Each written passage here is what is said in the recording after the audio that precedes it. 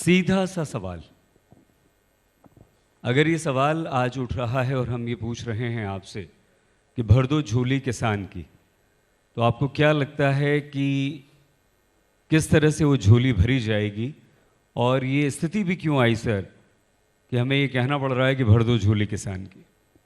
ये सवाल ही अपने आप में थोड़ा विचित्र है, क्योंकि आज जिस क्राइसिस से हम गुजर रहे हैं खेती में, और वो समझने की ज़रूरत है, क्योंकि अगर सरकार का अपना ही आंकड़ा है इकोनॉमिक सर्वे का 2016 का कि 17 राज्यों में यानी आधे देश में अगर किसान परिवार की औसतन आय साल की 20,000 रुपये है, यानी हर महीने 1700 रुपये से कम उसकी औसतन आय है, तो मुझे बताइए हम किस झोली की बात कर रहे हैं?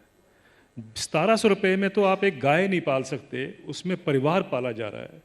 और आज हम किस उसमें जा रहे हैं, सोच में जा रहे हैं कि हमें इसमें कोई शक नहीं है कि किसान के इनकम को बढ़ाना यही सबसे बड़ा मूलतः क्राइसिस है आज देश के सामने। लेकिन उसको ये एड्रेस करना इस तरीके से कि भाई दुगनी हो जाएगी आपकी सैलरी, अभी तो आपकी जो इनकम है दो साल में, 3 साल में या 2022 तक हो जाएगी। फिर ये हर जगह मैं ये सुनता आ रहा हूँ, लेकिन सच्चाई जो है किसान तो आज भी देखें, अगर आज की अखबार उठा के देख लें, पिछले कल की अखबार उठा के देख लें, जो दाम किसान को मिलना चाहिए मिनिमम सपोर्ट प्राइस, जो अभी फसलें आई हुई हैं मार्केट में, वो तकरीबन 40 से 50% कम मिल रहा है। अगर आपकी और मेरी भी तनख्वाह जो है वो आधी हो जाए तो मुझे बताइए आप कैसे जीवित रहेंगे? और ये एक आज से नहीं हो रहा है, ये पिछले 4 दशकों से हो रहा है। पिछले 4 दशक में अगर 1980 में जो आपको टमाटर का दाम मिलता था वो आज भी वही दाम मिल रहा है आपको, अगर आप इन्फ्लेशन को एडजस्ट कर लें। तो अगर ये हालात सिर्फ टमाटर पे नहीं है, सभी फसलों पे यही हालात हैं। अगर 4 दशकों से किसान की इनकम फ्रोजन है या स्टैटिक है, मुझे बताइए उसको हम किस झोली की बात कर रहे हैं? पहले जो उसका हक बनता है वो तो दिला दिया जाए। आज तक तो हमने किसान को वंचित रखा है, उसको डेलिबरेटली हमने किसान को उसकी आय नहीं दी है। ये मैं शब्द डेलिबरेटली कह रहा हूँ क्योंकि पिछले 4 दशकों से सरकारों ने बिल्कुल अनदेखी की है, क्योंकि इन्फ्लेशन कंट्रोल करने के लिए सारे का सारा बर्डन जो है, रिस्पॉन्सिबिलिटी जो है, वो किसानों के कंधे पर डाली गई है और किसान मर रहा है, किसान खेती छोड़ रहा है। क्यों आज ये इतना भयंकर क्राइसिस है? लेकिन अफसोस ये है कि जहाँ भी मैं चर्चा देखता हूँ वहाँ पर ये बात हो रही है जैसे कि बहुत ही खुशहाली है, ये तो बस हम अगले तो 2 साल में पता नहीं क्या हो जाएगा, मिरेकल होने जा रहा है। ये जो एक तरह का प्रचार चल रहा है, मुझे लगता है कि वो और भी खतरनाक है जो क्राइसिस से ज़्यादा। लेकिन ठीक है, आपको क्यों लगता है ऐसा? अगर 4 दशकों से 40 साल की अगर बात कर रहे हैं आप, तो आपको क्यों लगता है कि ऐसी क्या कमी है जो होना चाहिए और जो नहीं हो पा रहा है? मैंने आपसे कहा कि देखिए हुआ क्यों ये सब कुछ। ये हुआ इसलिए कि इंटरनेशनली और नेशनली इकोनॉमिक पॉलिसी हमारी ये कहती है कि एग्रीकल्चर को अगर आप ख़त्म करेंगे, कम करेंगे, तभी इकोनॉमिक रिफॉर्म्स वायबल हो सकते हैं। क्योंकि इकोनॉमिक रिफॉर्म्स में सस्ता प्रोड्यूस चाहिए, और सस्ता प्रोड्यूस कहाँ से आएगा? एग्रीकल्चर से। दूसरा चाहिए सस्ता, आपको लेबर चाहिए, दिहाड़ी मजदूर चाहिए, वो कहाँ से आएंगे? वो एग्रीकल्चर से आएंगे। तो आप डेलिबरेटली एग्रीकल्चर को एक अनइकोनॉमिकल मॉडल बना के छोड़ दिया है ताकि वो खेती से बाहर निकले, लोग शहरों में आए और साथ में उसको सस्ता रॉ मटेरियल मिल जाए कॉरपोरेट्स को। क्योंकि अगर महंगा रॉ मटेरियल मिलता है तो सारे का सारा इकोनॉमिक ढांचा जो है वो गड़बड़ा जाता है।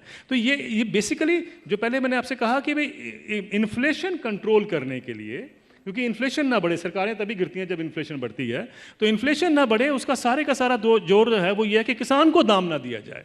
तो किसान पे ऊपर बोझ डाला गया है। और ये 4 दशकों से जो मैं कह रहा हूँ कि किसान की इनकम नहीं बढ़ी है, ये OECD की रिपोर्ट है, Organisation for Economic Cooperation and Development की। उससे पहले अनटैड की रिपोर्ट थी, 2 दशकों का उन्होंने किया, 2 दशकों का इन्होंने किया कि 4 दशकों से किसान की इनकम ही नहीं बढ़ी है, फ्रोजन है।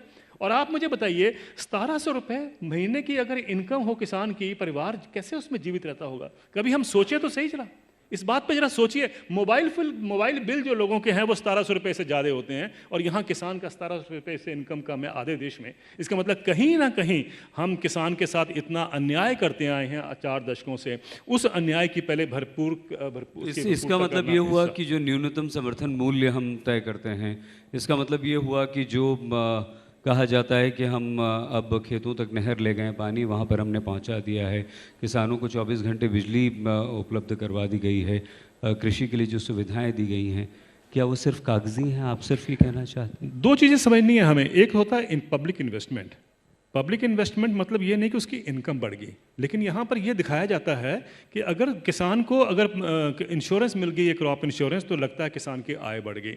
अगर आपको पानी मिल गया, इरिगेशन थोड़ा सा बढ़ गया, तब भी आपकी इनकम बढ़ गई। आप मुझे बताइए, शहरों में फ्लाईओवर बनते हैं, शहरों में सारी इन्वेस्टमेंट होती है, कोई तनख्वाह तो नहीं आपकी रोकता, तनख्वाह भी साथ बढ़ती है। इन्वेस्टमेंट आपको चाहिए, आपको इरिगेशन भी चाहिए, आपको मार्केट्स भी चाहिए, आपको सब कुछ चाहिए, लेकिन ये मत सोच के चलें कि इनसे इनकम बढ़ रही है। अनफॉर्चुनेटली ये दिखाया जाता है कि इन चीज़ों से सबसे जो इन्वेस्टमेंट हो रही है उससे इनकम बढ़ रही है। ऐसा नहीं होता। अगर ऐसा होता है तो मैं 7वां वेतन आयोग नहीं होना चाहिए था देश में, क्योंकि 7वां वेतन आयोग क्या, सारी इन्वेस्टमेंट तो शहरों में हुई है, तो फिर 7वां वेतन आयोग क्यों होता है? कहने का मतलब ये है कि किसान की अगर इन्वेस्टमेंट कहीं हो रही है, वो उसकी ज़रूरत है, हालांकि वो बहुत ही कम हो रही है, जो आपने कहा है वो बहुत मात्रा में कम हो रही है, लेकिन उसके बावजूद भी किसान को जो इनकम मिलनी चाहिए वो तो उसका हक बनता है, जो हमने उसको डिप्राइव किया है।